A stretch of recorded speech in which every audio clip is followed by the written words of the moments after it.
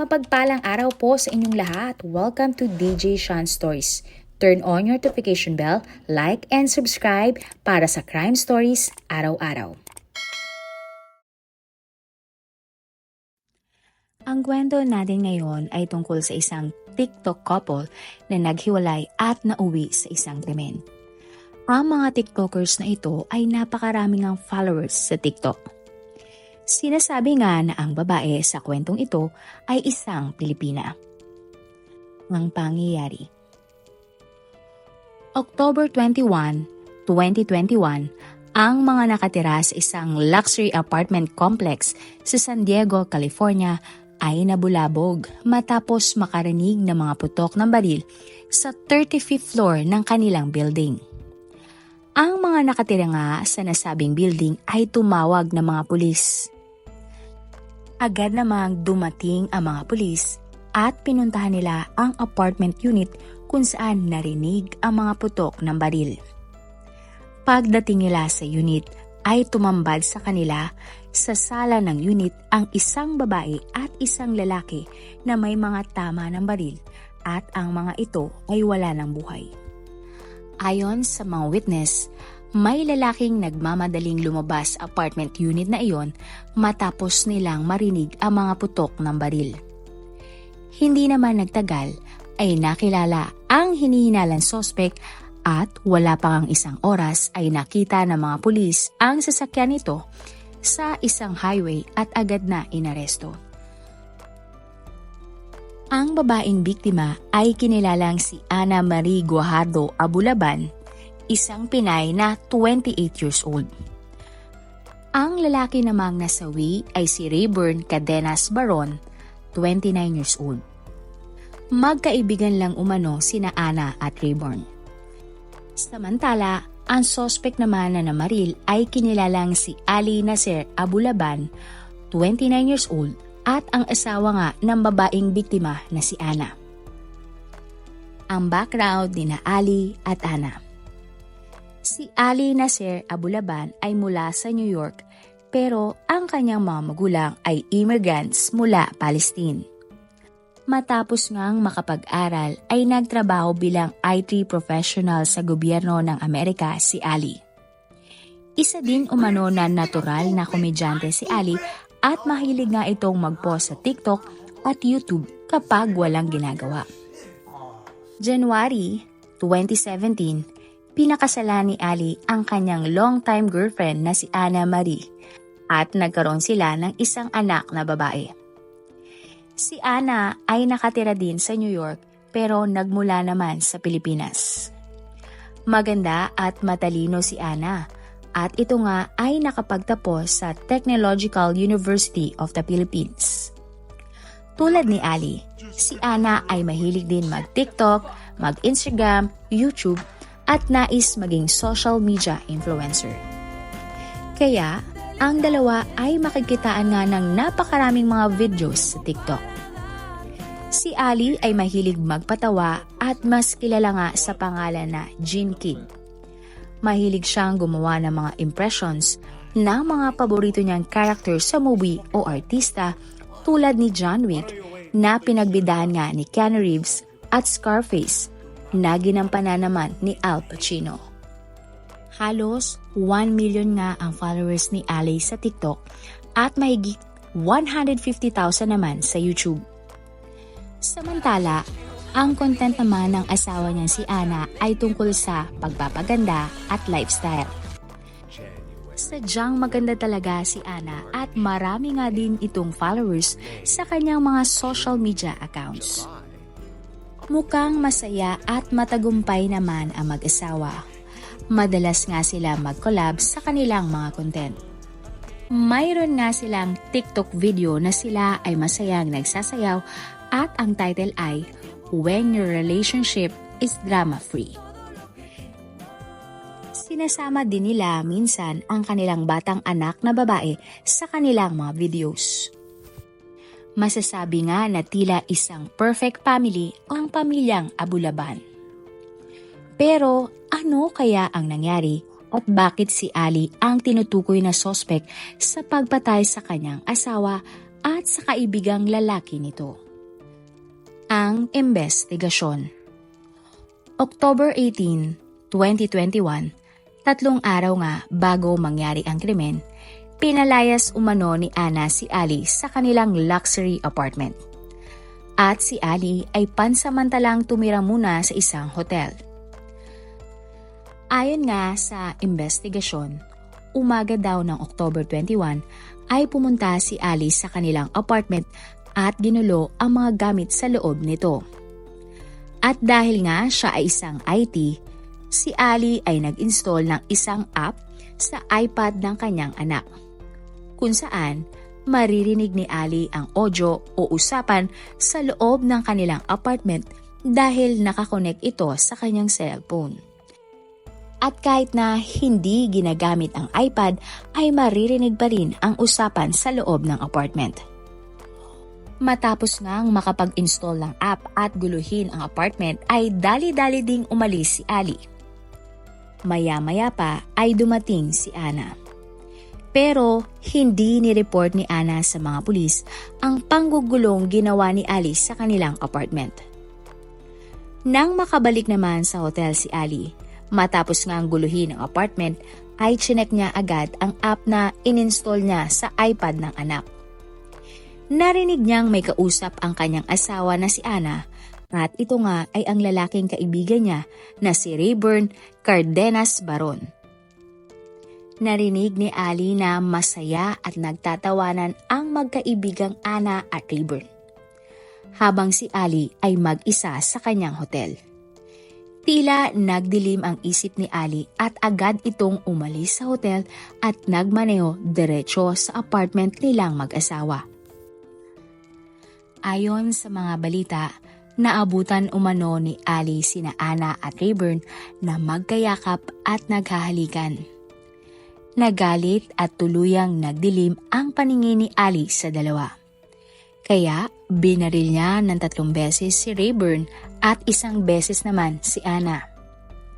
Si Ana at Rayburn ay parehas na tinamaan sa ulo at agad silang namatay. Tumawag naman si Ali sa 911 at sinabi sa dispatcher na naabutan niyang wala ng buhay si Ana at Rayburn sa kanilang apartment. Sinabihan naman si Ali ng 911 operator na antayin ang mga pulis, pero sumagot lang daw si Ali na siya ay may pupuntahan pa. Si Ali ay dali-daling umalis ng kanilang unit. Ngunit dahil nga nasa iisang building at maraming kapitbahay, ang mga nakarinig sa mga putok ng baril ay tumawag din sa 911. May nakakita din kay Ali na lumabas nga sa kanilang apartment at nagmamadaling umalis. Samantala, dumiretso si Ali sa eskwelahan ng kanyang anak para sunduin ito. Tila sinabi pa umano ni Ali sa kanyang anak na, "I hurt mommy." Tinawagan din ni Ali ang kanyang nanay at sinabi niya nga na napatay niya ang kanyang asawang si Ana. Dahil nga na-identify na si Ali ng mga pulis, wala pang 1 oras ay nahuli agad ito sa isang highway di kalayuan sa eskwelahan ng kanyang anak. Hindi naman pa nagtangkang tumakas si Ali at huminto nga agad ito para parahin ng mga pulis sa highway. Agad din naman siyang sumuko. Nakita nga sa loob ng sasakyan ni Ali ang baril na umano'y ginamit niya sa pagpatay at nakasakay din sa loob ng kanyang sasakyan ang babaeng anak nila ni Ana at ito naman ay ligtas. Pagdating sa presinto ay agad ding umamin si Ali sa pagpatay kay Ana at sa kaibigan nitong si Rayburn. Dahil nga dito siya ay ikinulong at kinasuhan ng double murder. Samantala, kinuha ng mga pulis ang salaysay ng mga witnesses, kapitbahay, kaibigan at kapamilya ng dalawa. Lumalabas na hindi na pala maganda ang naging pagsasama ng mag-asawang Ali at Ana. Taliwas nga sa kanilang mga pinapakita sa kanilang social media accounts. Simula daw nang sumikat si Ali ay may mga chismis umano na nambababae ito. 3 buwan nga bago ang insidente ay nakatanggap ang mga pulis na 9 na tawag ng domestic violence incident sa luxury high-rise apartment na mag-asawa. Napag-alaman na nireport ni Ana na siya ay sinasaktan ni Ali, pero minsan ay hindi naman naaresto si Ali dahil dito.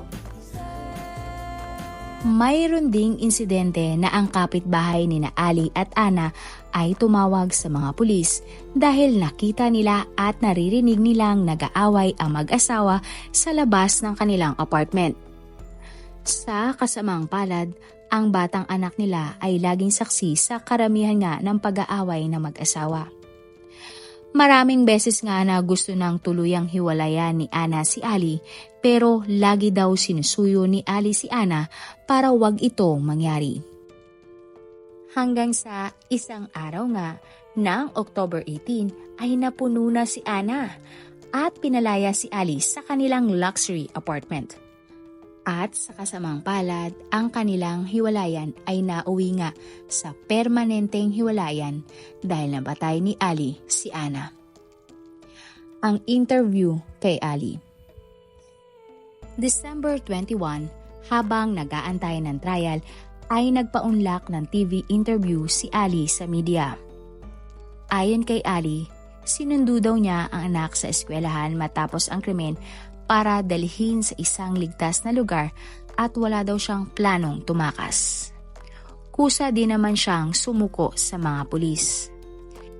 Sa interview, sinisisi ni Ali ang kanyang asawang si Ana sa mga nangyari. Sobra-sobra daw kasi magparty si Ana simula nang lumipat sila sa San Diego at masyadong maluho, magarbo at agaw pansin na pamumuhay. Dagdag pa ni Ali, sino ba naman ang lalaking hindi magagalit o magdidilim ang paningin kung may makita kang ibang lalaki na kasama ang iyong asawa, na naghahalikan at sa sarili mo pang pamamahay? Tinanong ng TV interviewer si Ali kung pwede daw bang mapunta si Ana sa ibang lalaki. At sumagot si Ali na hindi maaari hanggat sila ay kasal pa. Binanggit naman ng interviewer na ayon daw sa prosecution at mga pulis ay umamin si Ali na pinatay niya nga si Ana at Rayburn. Ang sagot naman ni Ali ay hindi daw totoo na siya ay umamin. Ni-reveal din ng interviewer na sinabi ng malapit na pinsan ni Ali na si Ali ay gumagamit umano ng ipinagbabawal na gamot. Inamin naman ni Ali na totoo ito at naging bayolente nga siya dahil sa droga. Pero hindi umano siya nagbago at naging masama dahil siya ay naging sikat lang sa social media. Dagdag pa ni Ali, walang pakialam sa kanya ang kanyang pamilya. Ang trial ng kaso. Kung tutuusin, parang madali at magiging mabilis ang trial ng kaso ni Ali. Dahil nga, una na siyang umamin sa mga pulis at sa kanyang nanay na siya ang gumawa ng krimen. Marami ring mga witnesses at nakita din sa kanya ang murder weapon. Bukod doon, malinaw na siya ay may motibo para patayin ang asawang si Ana at ang lalaking si Rayburn. Pero noong January 2022, nangyari ang preliminary hearing at nag-plead nga ng not guilty of double murder si Ali. Habang nagsasalita ang isang pulis at ikinukwento ang pangyayari ng araw ng krimen sa korte, ay biglang nagwala si Ali. Sinigawan at pinagduduro ni Ali ang pulis na testigo. Sinabihan ng judge si Ali na kapag hindi siya kumalma ay papaalisin siya sa korte at sa video conference na lang niya makikita ang kanyang hearing. Sa huli, matapos madinig ang mga report at ebidensya, ay itinuloy ang trial laban kay Ali para sa 2 counts of first-degree murder. At ang pinakamatinding parusa na pwedeng ipataw sa kanya ay death penalty. Hindi din pinayagan ng korte na makapagpiyansa si Ali dahil pwede itong tumakas palabas ng bansa. Pinagbawalan din ng korte na kausapin ni Ali ang kanyang ibang kapamilya, ang pamilya ni Ana at ang kanyang anak na babae. Mayroon ding ebidensya na nakuha si Ali ng isang CCTV sa luxury apartment na papasok at palabas ng unit bago at matapos ngang marinig ang mga putok ng baril. Jury trial ang mangyayari sa kaso ni Ali at ang unang Senate na date ay October 2022 pero ito ay nausog at ang schedule pa ng trial ay sa susunod na taon pa o sa 2024. Samantala, ng panahon na yon, ang labi ni Ana ay plinano na iuwi sa Pilipinas para ilibing. Wala nang naging update o balita kung ito ba ay natuloy pero nagkaroon ng GoFundMe page para humingi ng donasyon sa paglipat ng mga labi ni Ana mula Amerika at maiuwi nga ito sa Pilipinas. Labis naman ang pasasalamat ng mga kapamilya ni Ana sa natanggap nilang tulong at suporta sa nangyaring krimen. Ayon nga sa pamilya ni Ana, ang nalikom nilang pera ay gagamitin din para tulungan ang naiwang anak ni Ana at Ali.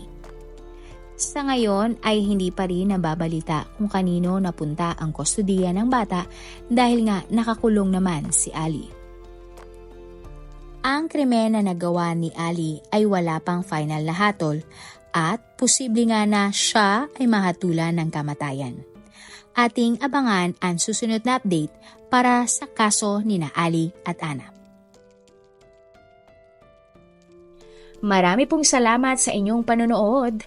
Huwag kalimutang i-follow at mag-subscribe sa iba pa nating YouTube channel katulad ng Manila Boy Wonder Philippines at Tagalog Facts at Mysteries by DJ Sean. Mapagpalang araw po hanggang sa susunod na episode. Salamat sa lagi niyo pong pagtutok araw-araw. God bless everyone!